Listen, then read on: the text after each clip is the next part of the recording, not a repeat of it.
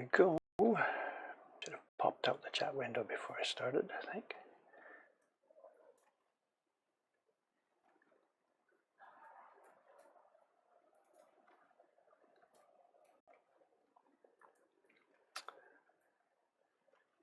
Yep, test Wi-Fi looks okay. Frame rate, okay. I think I'm all right. No reaction. Oh, here.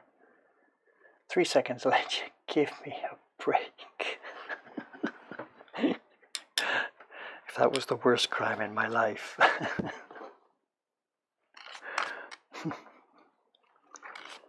Just getting ready for this morning's session, having a look again at what I did yesterday.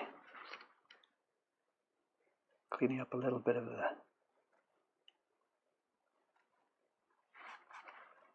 irregularities here.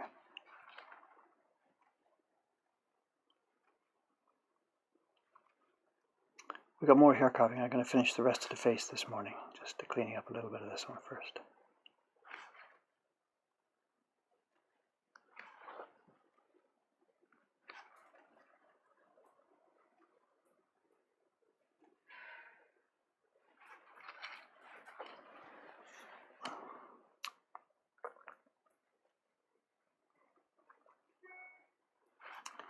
Yesterday was a busy day. It's coming into the autumn season for the shop now, and there's no more quiet, peaceful times for us, not for the next couple of months.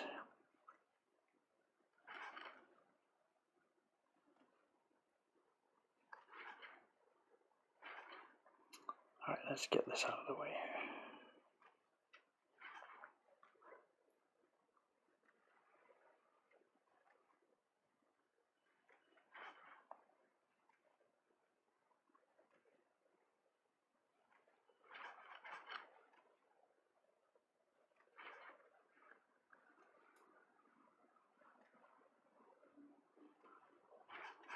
Okay, that'll do for now.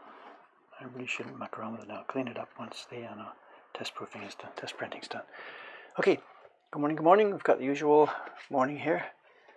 Okay, today's plan.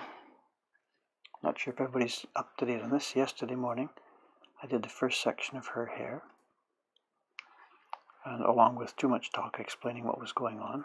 I was thinking it might be good to use as an excerpt to put it on YouTube to explain. You know, people have been waiting for me to explain this hair thing, that 5-step blah blah blah. But when I got to the end of it yesterday, when I was looking at it in the afternoon, I realized that this is not really a good group to use for the explanation on YouTube. I know the hairs are really, really small. One is I'm working at the limit of my abilities here. And the second problem is when you get to the end, like we are here, it's not actually visible what I did. We talked about shaving off both sides of each tip. And that's not visible because these are so small. And what I did last night then, thinking about how to best to show this, before I start this morning's work, let me just show you something else. It's a print I made, when was it? 2004 or something, I don't know. No idea. Here's the here's the print that I used as a master copy. This is an Utamaro design. I should get to where I can see both. Just a minute. Excuse me a second.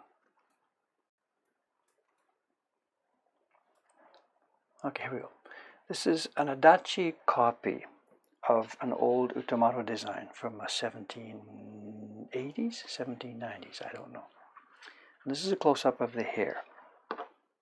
There's two things to notice. I really, really was crazy about this back in that time, and this is what taught me what to do.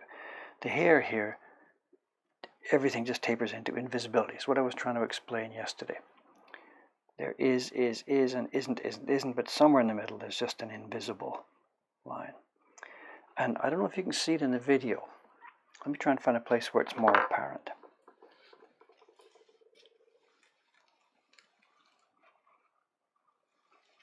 I guess it's as strong there as anywhere. There, you can see there. Do you see there's a faint, darker line here? Now what this is 2 hair blocks. The bottom hair block in gray is these lines here that you see. And they go all the way back up under the hair. On top of this, there's a second hair block that matches one by one by one by one, printed in a darker black. And they themselves also disappear from black to gray. And the combination of the black hairlines disappearing to nothing over top of the gray hairlines, which disappear to nothing. Whatever, this just stunned me when I first saw it. And I looked online, and I've looked online since. There's an original of this print in France in the Guimet Museum from the Edo time. And the original is nowhere near done as well as this. It's the same idea. The Adachi people copied what the original was. But the original was nowhere near as careful of this. And this is a good example of how in the Meiji and Taisho, the craftsman's ability was, one, easily as good as it was in the old days, and two, it was carrying a different sensibility. Coming to the 20th century, we are now trying to make art and now trying to think about how beautiful it could be. But back in the old days, it was just simply whatever, posters, whatever you want to call it. Now anyway, I saw this print. I got a hold of it about the year 2000, somewhere around there. I got it for 3,000 yen in a junk box in a dealer in Kanda, because they sold it cheap because it was all full of these fold lines that had been rolled up somewhere along the line. And this is the single most technically advanced print that I own. Busy in the mail this morning. Orders and I hear a question, but let me just try and keep in mind what I'm doing here. This is the single most incredible object that I own. If there's a fire here, the joke is, hey, David's going to go and grab his Utamoto reproduction. Anyway, some of you might recognize it because what I did back in 2004 or something, when I finished my Surimono albums, I thought I'm going to have a go at making a reproduction of this. So I did. Well, I've got the block here today. Let me get the block and show you the same area that we're looking at right here. Take me a minute to get it located. I'm sorry, just a sec here. Here we are. There's her eye. There's the eyebrow. There's the hairline. Now this is the block we're looking at now for the undertone, for the gray, the grayest hair. And it's perhaps easier to see here what I was trying to show you yesterday. After each hair has been, we did that line. Line number 1 was there. And line number 2 and 3 and 2 and 3 came with the hairs. And then that last cut, the 4 and 5 that we talked about yesterday, trims off one side, the other side, one side, the other side. And it leaves these hairs in a curved shape. I can feel it with my finger. It goes round and down. Now there is still a drop-off. You can see that cliff. But that drop-off is happening well below the point that the curving has happened. So if printed properly, this block will produce hairs that start fairly thick, get taper, and then move into invisibility. Now let me flip it over. And on the back side of the same piece of wood, I carved the second one, the darker hairs. They're shorter, of course, because they terminate earlier than the first ones. I think you could perhaps see it here. You can see that curve that's coming at the tip of each one of these things. And unfortunately, the print I'm doing now, the octopus print, I found out yesterday after I was looking at the results after we'd done it, I can feel the curve here, but it's on such a small scale that we can't see it in the video and on the scope. Here, it's really all the way around. These things just curve off like a gentle slope. I carved this in 2014. Unfortunately, I didn't have the printing skill to be able to pull it off. I got the block done, but I wasn't able to print it anywhere near as well as the Adachi people. Where is the copy here? Hang on a sec. Sorry to be fumbly. I'm not ready for this. Here's a part-way proof of it. This is with the key block. This is where those 2 blocks are printed. There's no colors printed here yet. And here we are. And on if it was just the 1 block, if it was on a party reservation, not another day like that, please. Yesterday was just insane. Anyway, keep focused, Dave. Here we are. If it was just the under block without the over block, I mean, this is a masterpiece, the same thing. They taper perfectly and they taper off to almost invisibility. But getting the second one, which again by itself is okay, but what I was unable to do was figure out how to get the pigment on the top one to come to zero and blend into that gray so that this was invisible. You can see the dividing line between my two. It's absolutely clear, and it totally spoils the effect. Let me go back to the original, not the original, I mean the Utamaro, the Adachi version, and look at it, look at it. I think actually what they've done, now that I realize it, they've brought their bottom gray up a bit more. My bottom gray, yeah, I see, my bottom gray is a bit too light, and maybe my top black is a bit too black, I don't know. And they've adjusted the balance between those two better. No, their top black is black, but they've brought up the bottom one a bit more, so that that boundary between those two is not so apparent.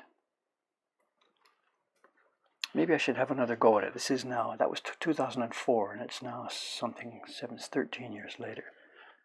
So maybe I should have another go at printing this one, because the block is there, and it's a masterwork, and it just needs to be properly printed. Anyway, that's a bit of background to those of you who were here yesterday and might have heard me talking about this gentle curve on the woodblock. But, you know, like, where is it? Because it's not visible. So, having introduced that and said that, Sosumi, I hear questions. Shall I look at those before I get started here? Here's the zone we're going to do this morning, around the tip of her hair. And actually, these hairs are not as small as the ones, physically small. These were, what did we say yesterday? There's 2.5 in each millimeter, which is not all that small, but whatever. And this group, I think, is quite fatter. There's some fatter spaces inside, and the hairs themselves are fatter. So today's challenge is not going to be a question of how small can we do this, but how tastefully can we do this. Let me have a look at the question board here, excuse me.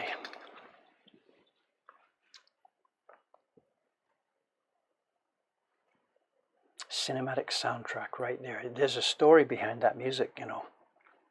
There's a great, great story. I don't remember the guy's name, so I can't tell it now, but there's a great story. What am I doing? Questions?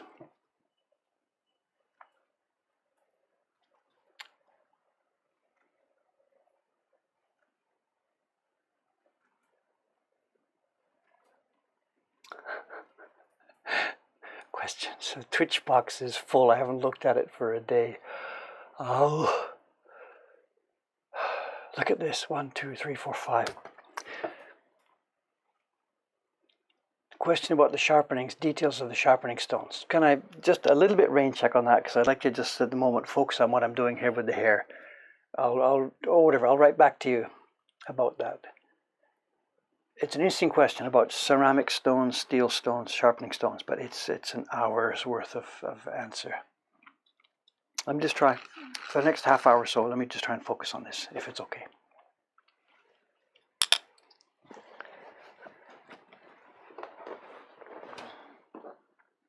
Do I assume everybody here heard yesterday's session and knows what's going on, or do I explain the whole thing all over again? I really don't know what to do here about this sort of thing.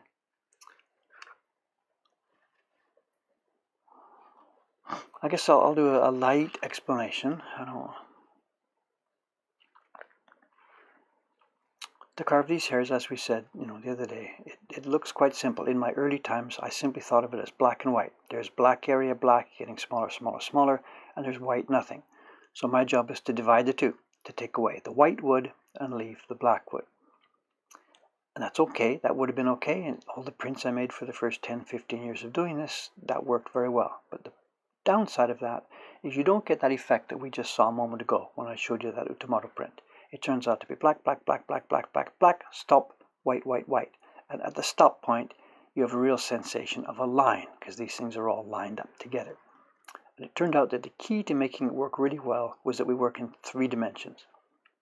The 2 dimensions, black, white, is okay, but after carving the hairs at that point, all the shape, what you do is you shave the end of each tip in a 3-dimensional way, so that the top of the wood, which is flat, flat, flat, flat, flat, flat, flat, starts to go down, down, down, down, down, off the end of a rounded cliff instead of a straight cliff.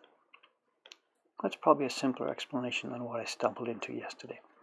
So first stage, there's 5 lines. First line will be around the outside of the hair.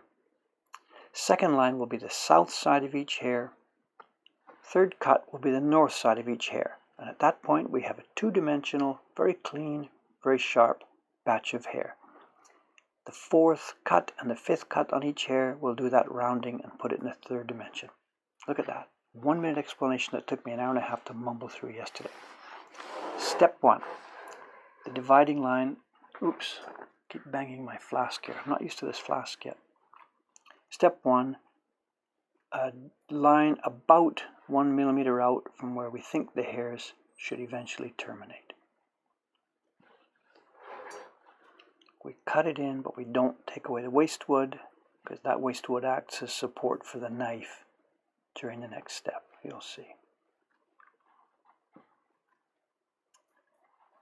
And what I'm going to do first, we can see we had one group which terminated at this hair, so that was a good idea yesterday to carve that. Today's group wanders to the end, but I've got real trouble because the tracing here, the resolution didn't work and I can't see these hairs, so I'm going to have to draw those again. So for this morning, we're going to work up to this point to where that curve of her face comes in. Step 1, the incise line 1 millimeter away. Step 2, which gets repeated, is cutting what we've called the south side of each hair. Now I'll try and shut up as much as I can and just simply get busy cutting here. It's the idea is the knife goes in softly and gently, deeper, deeper, deeper, deeper, deeper, and we come out. Let's give this a go.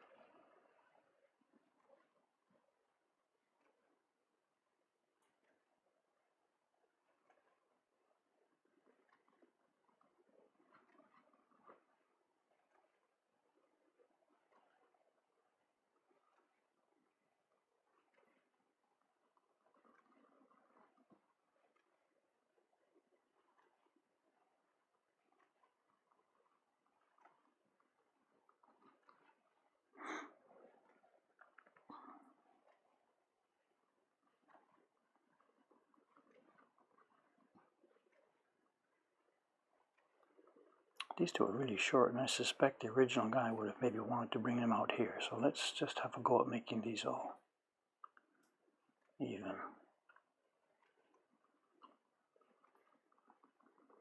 Yesterday I ended up with a couple of them shorter than they should have been, and it looks like this guy did the same thing. It's just the way the thing goes.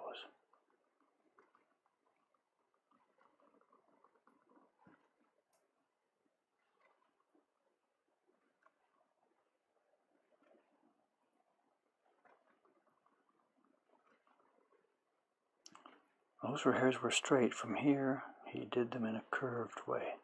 Slightly curving this way, then over here they're curved the other way, down towards the tip here. So I've got to be careful to try and catch that.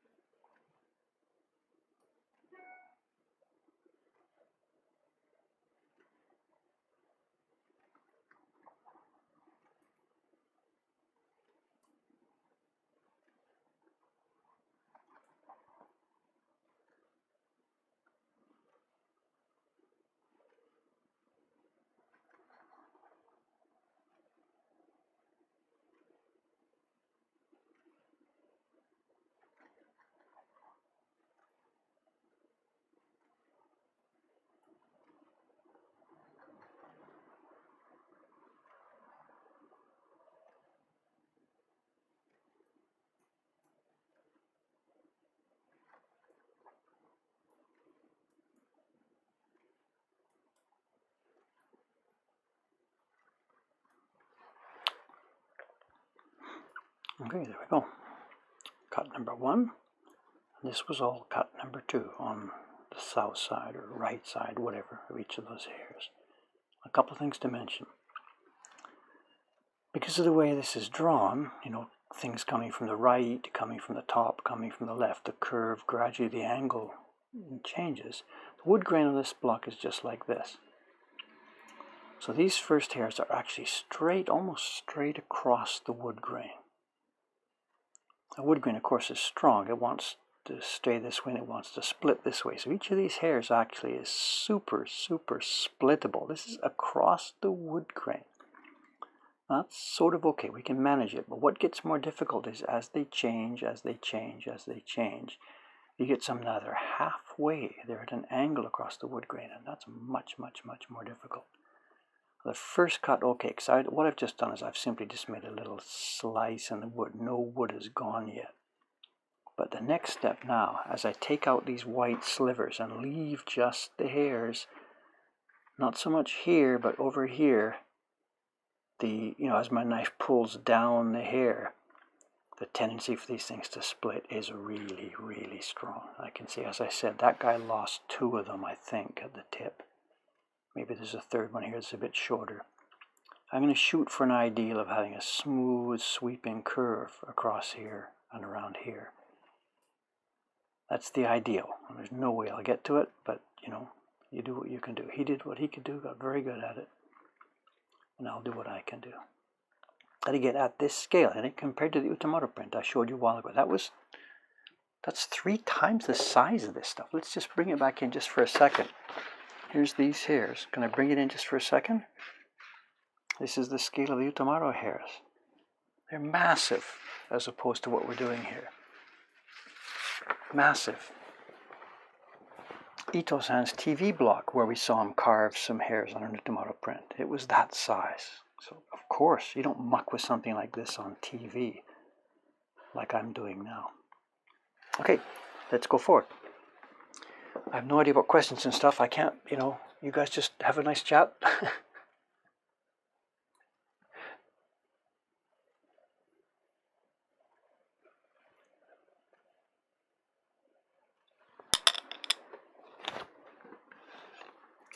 Okay, again, the 5 cuts, the 1 and 2, now 3. We're still working in 2 dimensions. We're just now trying to get the white and black separated. Oops, sorry about that.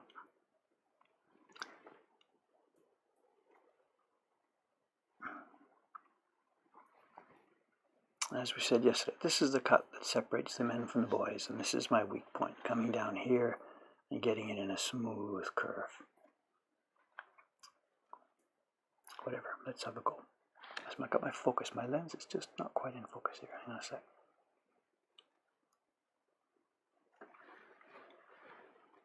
Okay, let's have a go.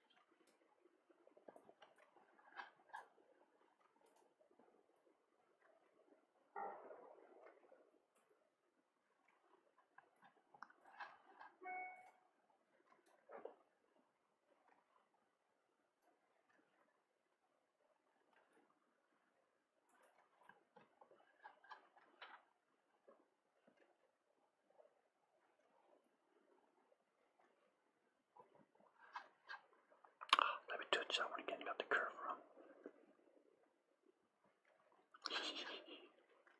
What was the first one? Let me go to the first one again. This is way too fat. I was too nervous. Not working.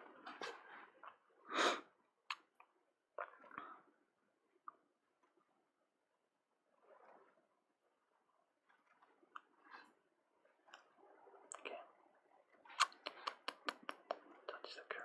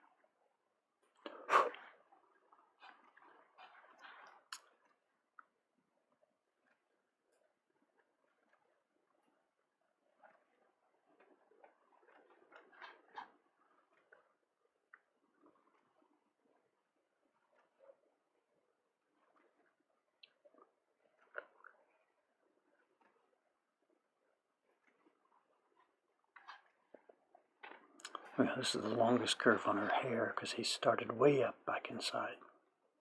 This is like a ski curve here, ski jump type curve.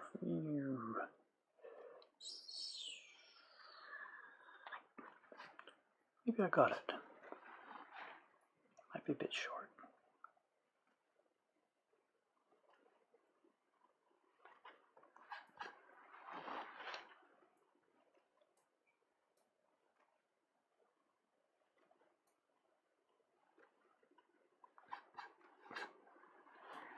I think I'm a bit short on those. Same place he got short, going around these corners.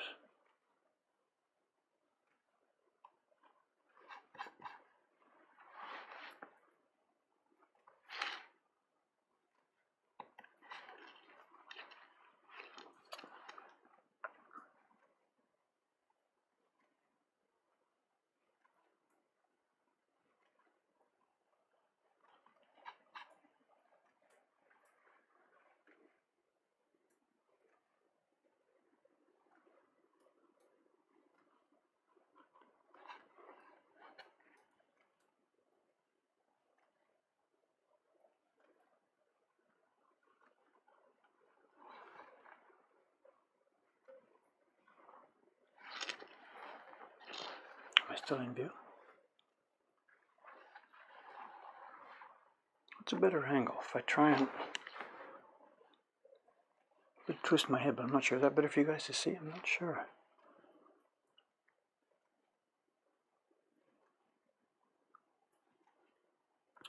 I can't quite see it. Maybe okay.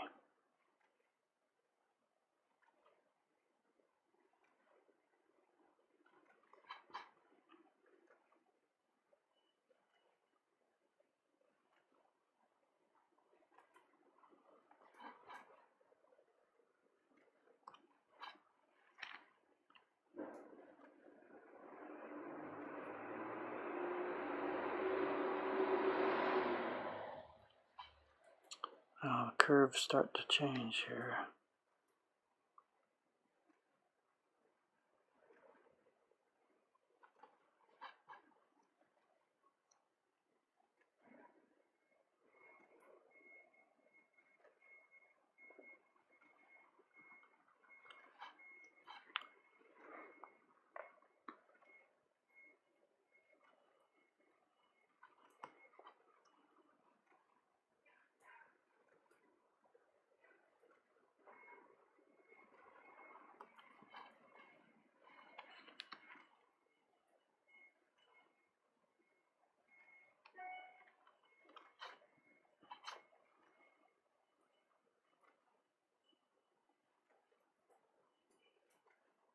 Oops. I think that's a little short. Right in the most critical part. Let's see. Be careful.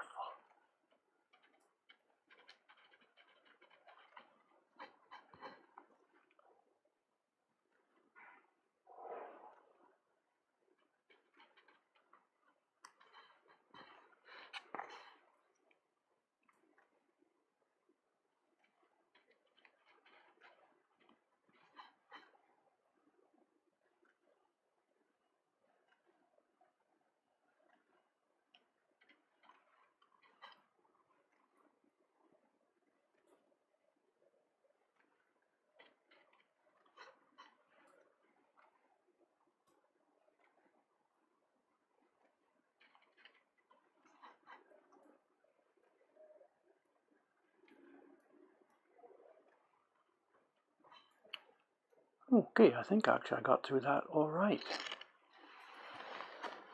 Don't sound so surprised, Dave. Okay, to recap again, cut number 1, which defines the zone. Cut number 2, the south side of each hair. Cut number 3, the north side of each hair. Bit of a funny shape here. Let me get rid of this one just a sec. Right. And as I said before, we're still now in 2 dimensions. So before we move ahead to the next part, let me clean up now. This hair, this wood was left here just for support of the knife, so that the knife wasn't running into empty space. We don't need it anymore now, so let's clean it up. Oops, microphone. Sorry. Right. Let's clean this wood out so that we can see what we've got.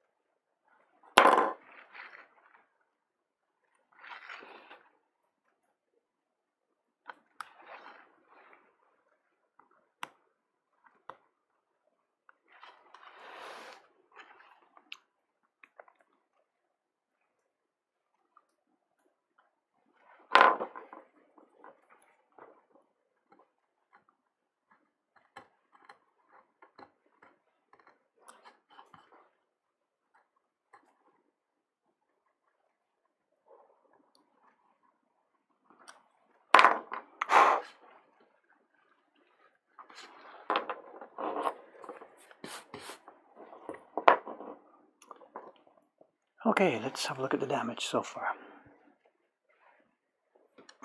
So here's our two-dimensional setup. You can see I've got one, didn't quite make it to the end.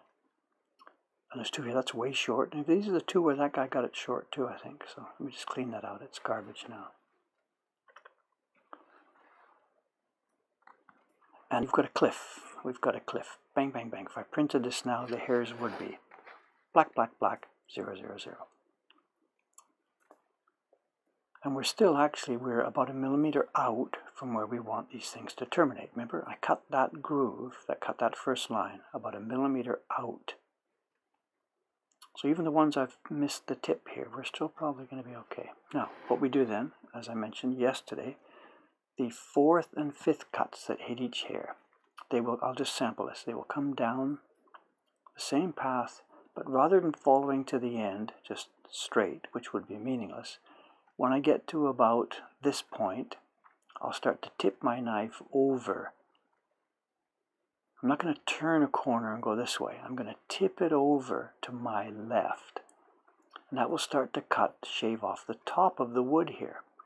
And the goal is, as I said, instead of having a flat surface of wood all the way to the end, flat and dropping off, the surface of the wood will start to sink down, down, down, down, down. Before I start this, should I check that? Anything to talk about or whatever? A small mistake when working with such detail. Well, you know, some hairs are going to be shorter than the others. You can see already somewhere in here. There's one hair that's going to be a bit shorter. On that Utamoto print we looked at, they're all perfect. They're on a larger scale that's easy to handle. Here, there's some going to be shorter. And in the original book, oh my God, they're all over the place.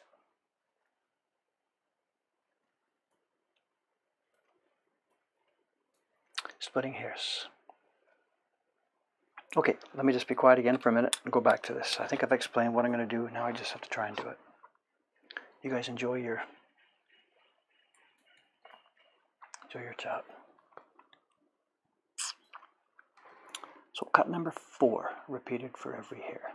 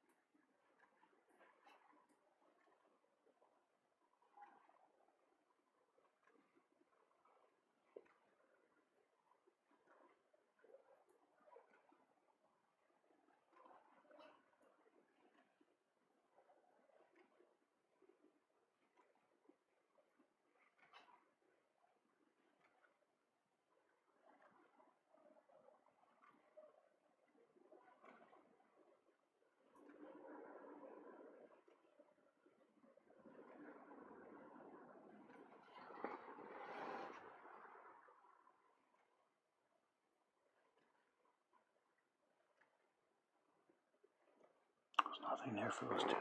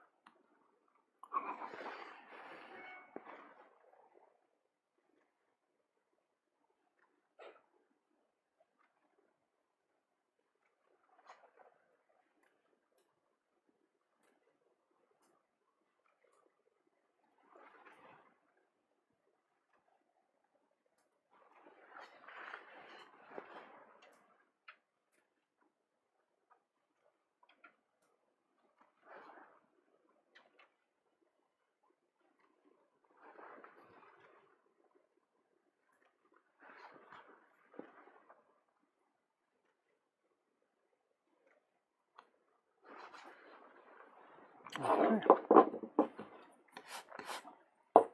I do believe it's going quite well. I don't know what it looks like on the video. Alright, that's 4. I'll come back now and do the same thing. I'm using a side cut now. This is a bit more difficult because I got to pull it down towards myself, but I think this first one, I'm not sure, because there's something behind it. I got to be really careful here.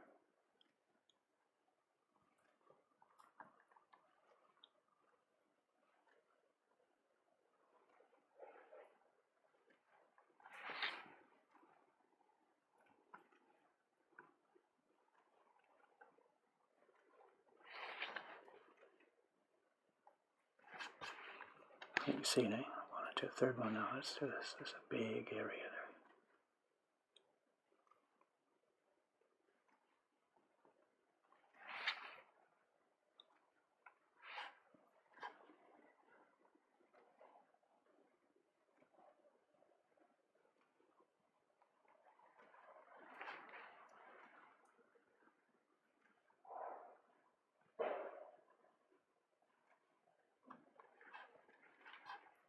This shape is a bit funny. Let's fix it.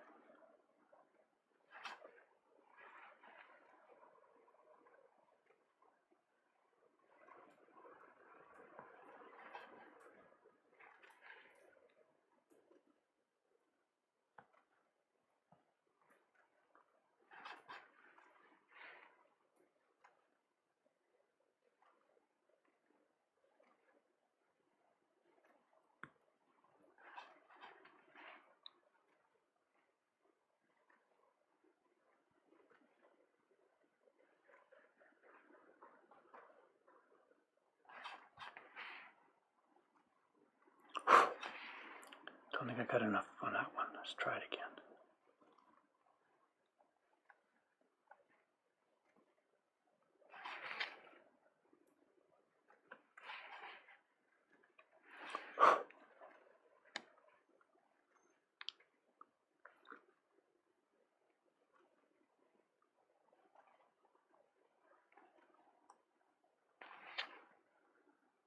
I started a bit too soon. Didn't get enough at the tip.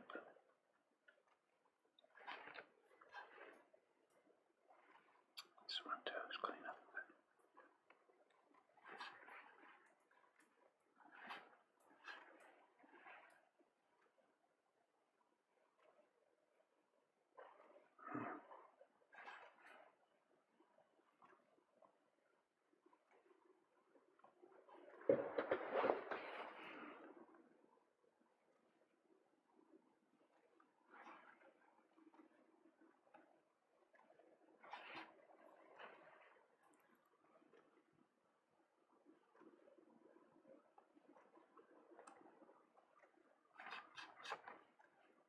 I think that's enough as it is, yeah.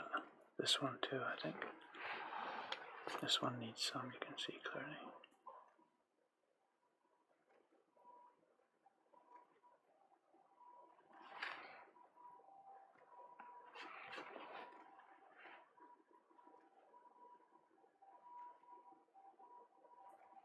Started a bit too early.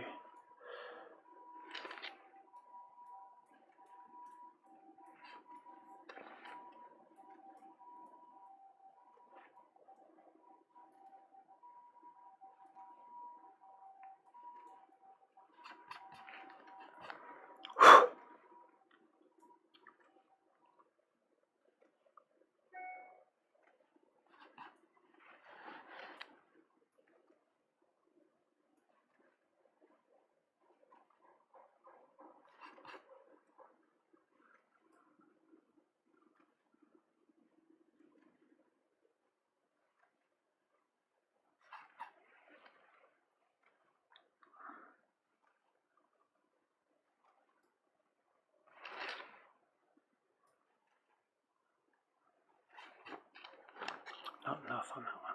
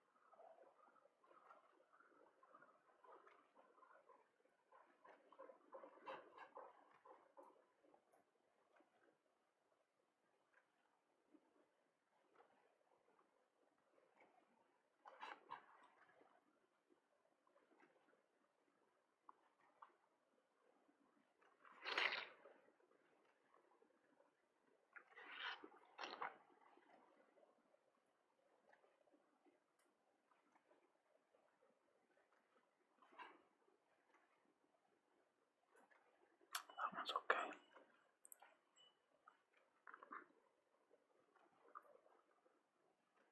I think this one's okay too. Some of them got enough from one side.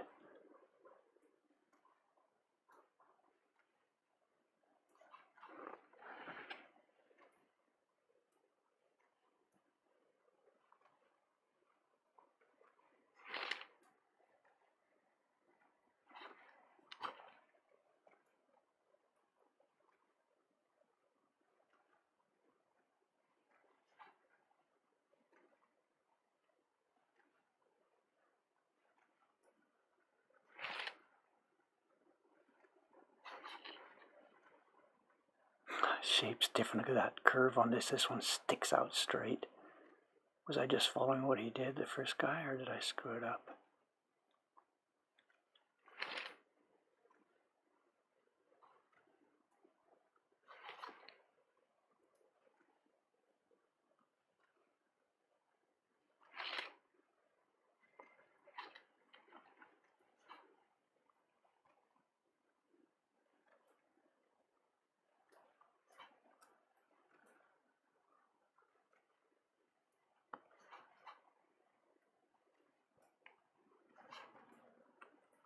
All right. Let's have a quick look, see what I might have missed.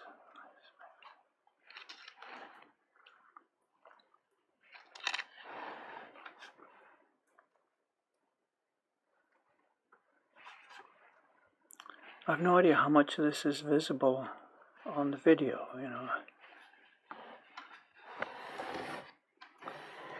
And for me too, I can sort of see it, but it's really, really difficult to see. And the proof will be, when I do actually take a test proof, I shouldn't fool around too much.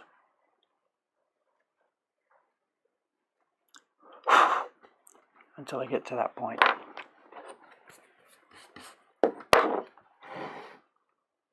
I can feel it. So we've now got a gentle curve.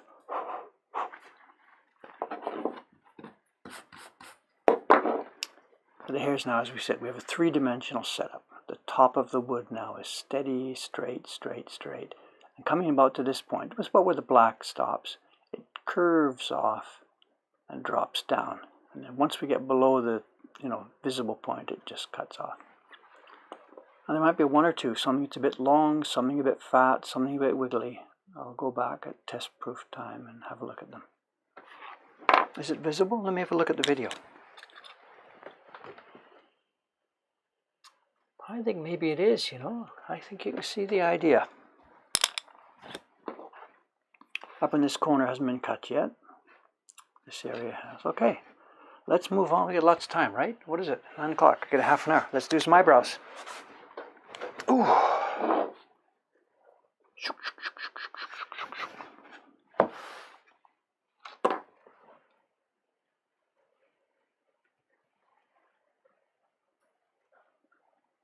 The autofocusing, yes, this is a problem. The camera, it's a little handy cam. It doesn't have a manual focus. And I'm working on all this stuff one by one. We get the light worked out this weekend. It's a much better light now. I ordered online the other day. What I'm doing here. I've got a little light stand. I don't know if you can see it in the main video, the one that looks at me. There's an arm here. You can't see it. It's just one of those little light arms that holds a light over top of your desk. And it's strong enough to hold my handy cam. Now what I want to use is my big Canon EOS, which has a manual focus, which will let me do this properly so we don't have that zoom, zoom, zoom, zoom, zoom, zoom going in and out of focus. But it's way too heavy for this arm.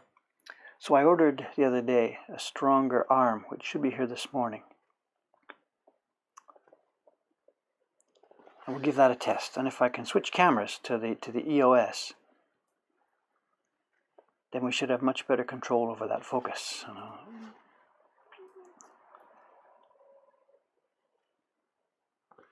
If assuming that the lenses I've got three lenses for it, I'm assuming I'll be able to get one of them close up, but I'm not sure. That's another question. Okay.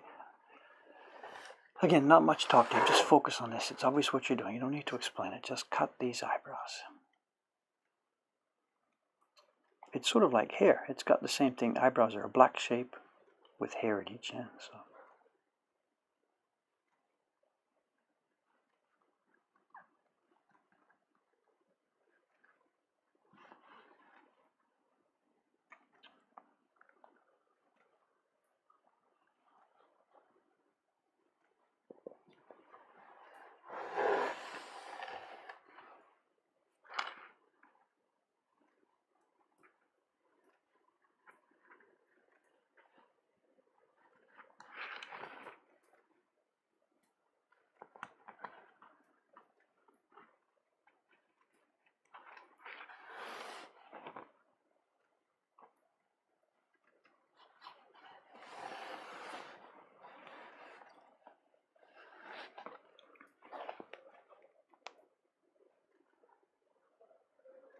This knife is wicked sharp today.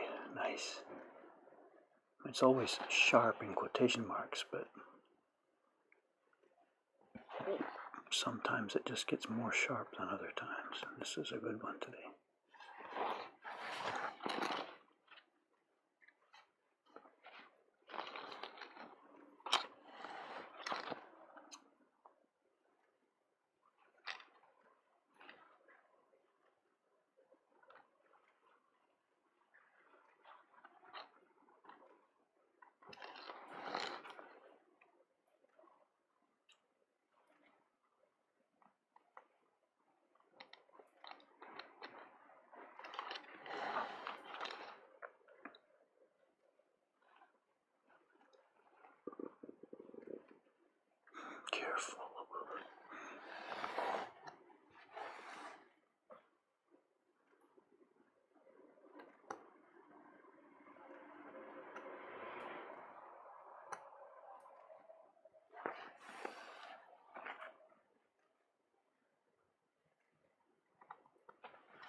These designers, you know, they just draw this stuff hair next to eyebrows like they don't care.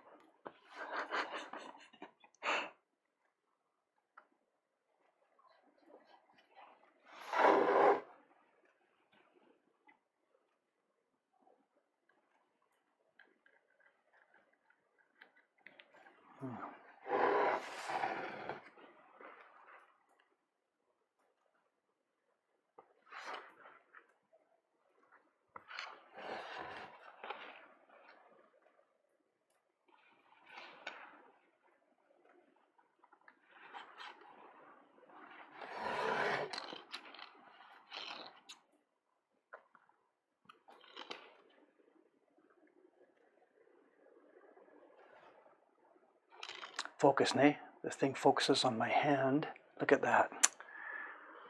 How can I avoid that? I don't know, I'm sorry. Try and keep my hand out of the way, I guess. Is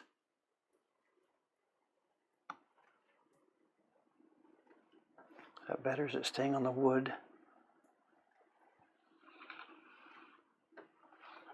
If we move...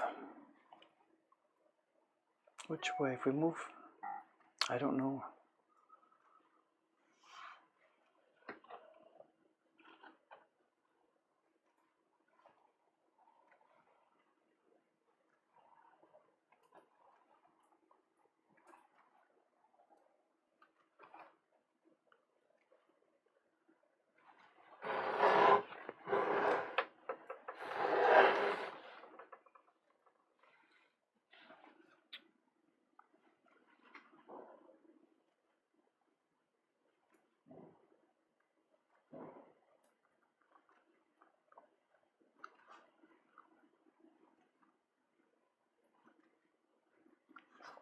Okay, before I finish eyebrows, let me get this waste wood out of here.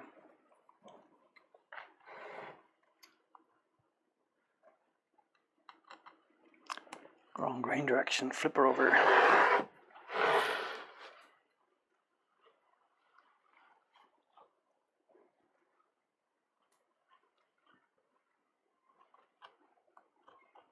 That's not going to work any better.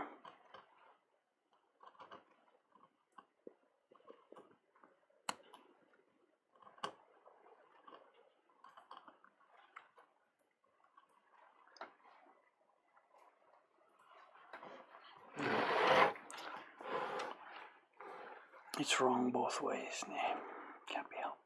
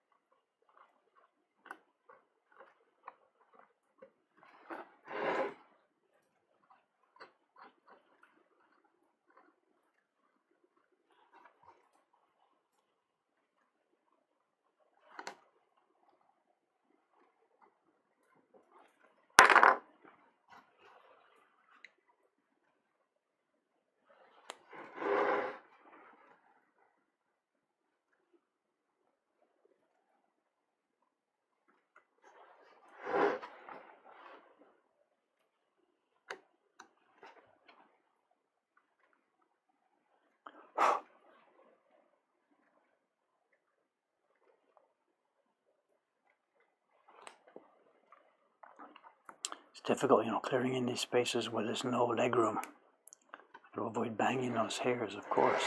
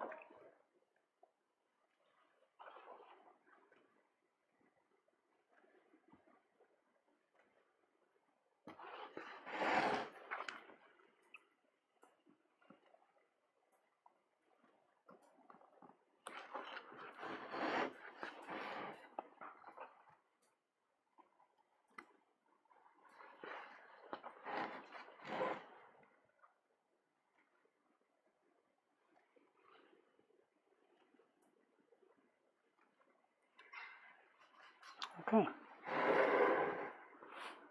It's a bit too wide here. Let's trim it back just a bit.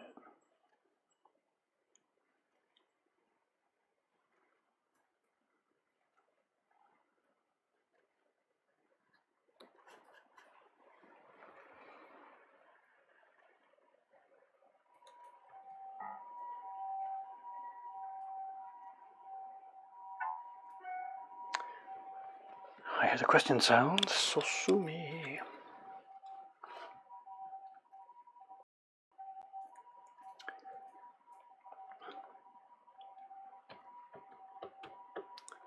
Oh, a very generic question here. Someone's asking about other Japanese arts that I'm interested in or involved in or whatever, and I have to say it's a very boring answer. At this stage in my life, really, no. I know it's very much just my life is wrapped up in what's on the desk in front of me, and there really isn't anything else. It's not something I'm particularly happy about, but right now it's early morning till late at night with this stuff, and the idea of doing, seeing, or thinking anything else is just sort of a bit not possible right now. So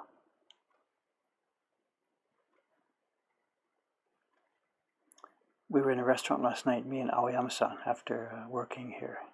He's been making the woodblocks, preparing the blank woodblocks for next year's subscription series for the first few months of it. And we finished about 6 o'clock and headed out for dinner. And there's the restaurant just across the street. We waited. It's just a cheap udon place right across the street. It's okay, quick and cheap and dirty, whatever. And you get the TV on, and it's there's a sumo tournament going on right now. I don't know what one. Is this the Natsubasho, the summer tournament? Surely not. It's over already.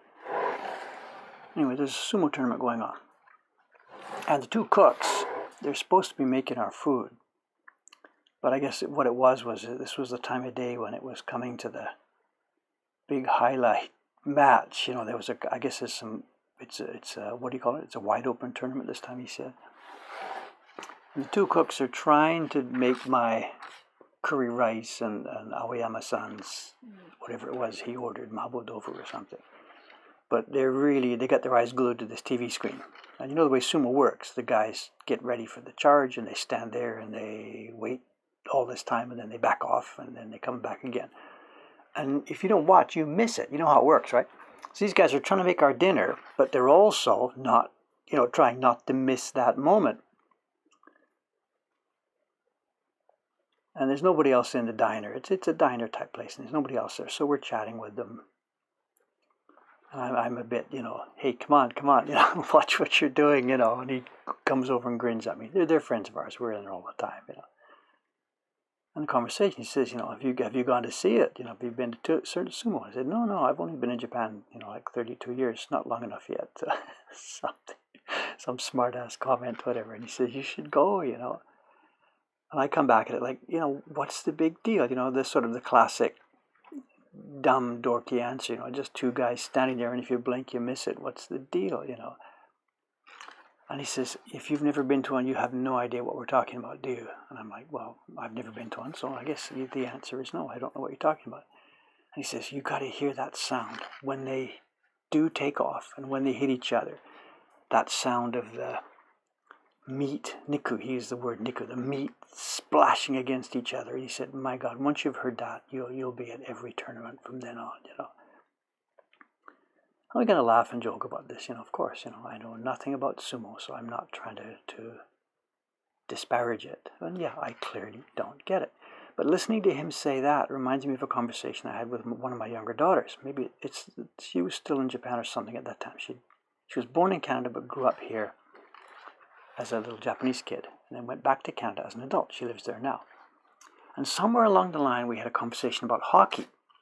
We had no TV, so it wasn't a question of me watching a game and she saying, what's the advantage? These guys chasing this little black thing all over the place, And it's the same conversation. I said, look, just one day you'll be there in a game, and maybe you'll be lucky and you'll have a seat down near the ice behind that glass.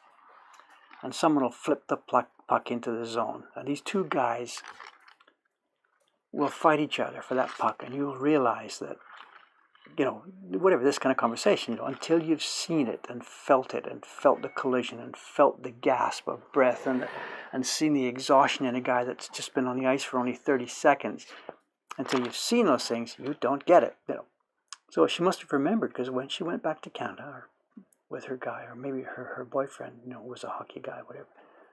So they got some tickets, went to a game, and that's it. She's now nuts about this. And we haven't had a follow-up conversation where she says, yeah, I get it now. But it's the same thing, These little TV things, even on a modern widescreen TV,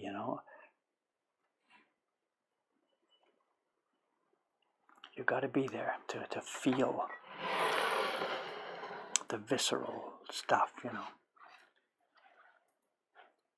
So obviously it's exactly the same thing about the sumo yesterday, I don't get it. I don't pretend to understand it, but I can see. I'm sure there's something there. So whatever, rambling answer, the guy is asking me here, what other Japanese arts or things that you're interested in? And there's this list. I've never been to sumo. I've never been to kabuki. I've never been to see the No Theater. The list of stuff I haven't done and haven't seen. Never been to Shinjuku Gyoen.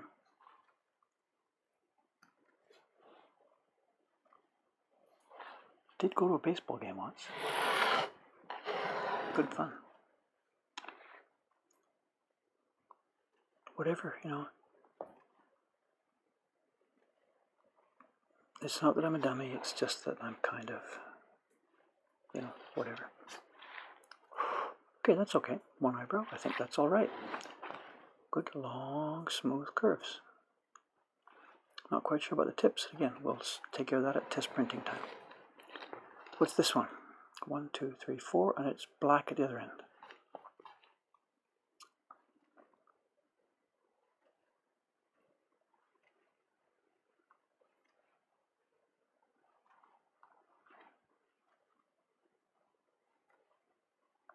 It's a bit uneven, this one, this guy.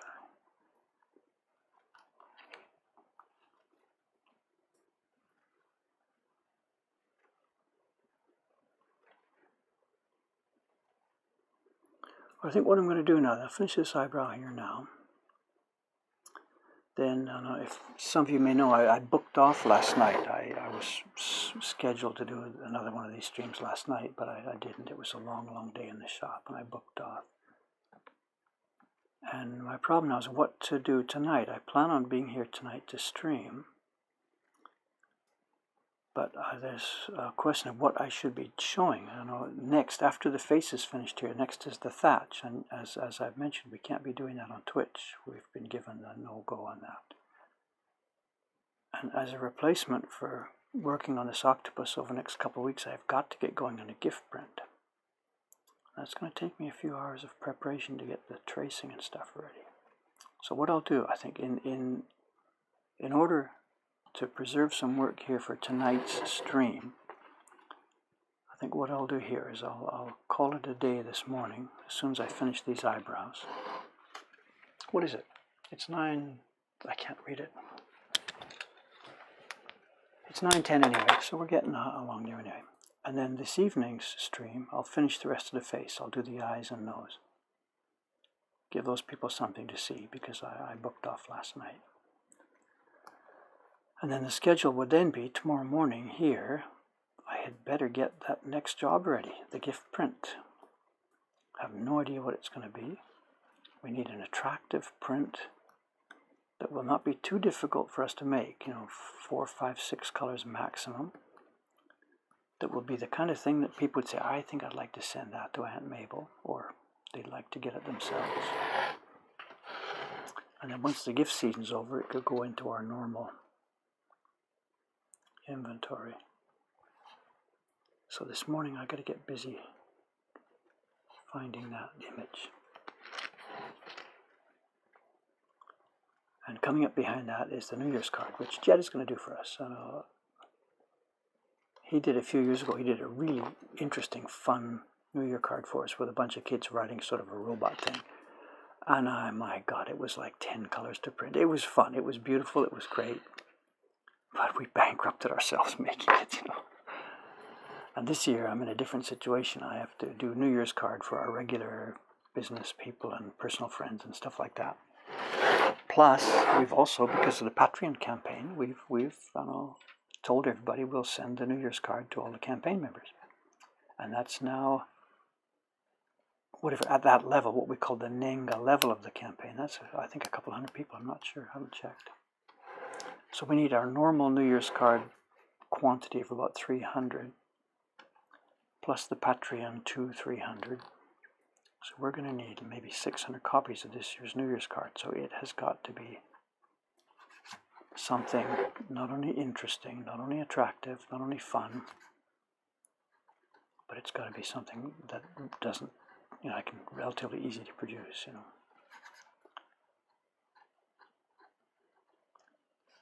So Jed's doing a drawing for us, and the idea is that, you know, it's going to be one of his brushstroke drawings, just bang, bang, bang, bang, bang. Put the brush, dip it in the ink, splash something, make a nice picture. And then we'll have one or maybe two highlight colors into it. So it won't be a, you know, multicolored 10-color print, but it will be alive and interesting. We hope. I haven't got the design yet.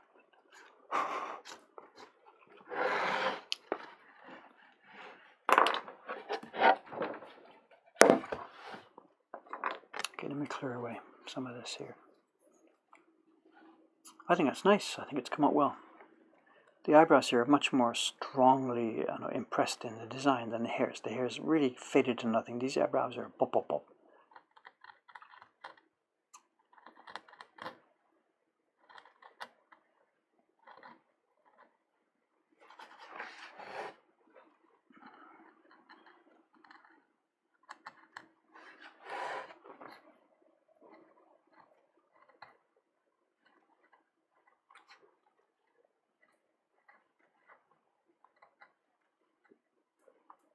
This is the part that people hate watching, right? Because they're waiting for me to screw up and smash all those hairs I just carved.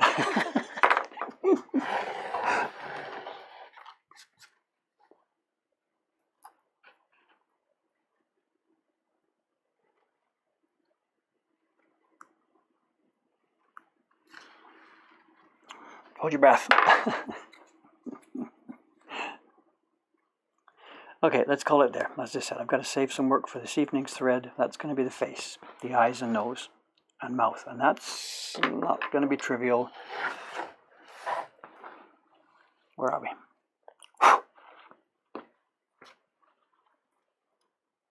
Okay, here we go.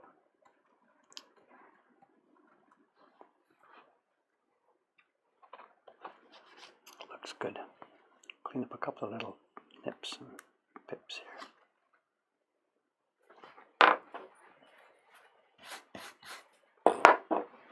Okay. I have no idea what kind of conversation's been going on today, but I very much enjoyed tonight reading this at dinner time. Same question. What would be the solution if you did screw up those hairs? If it's one hair that breaks off, this is a problem here, you know. If you're carving somewhere out here and you chip a line and it breaks off, you just simply cut a larger thing out, plug a piece of wood in, trim it off, and then cut the line again. In the middle of something like this, it's really difficult to do that kind of surgery. You know, if one of these hairs got broken, it's really difficult to insert a plug.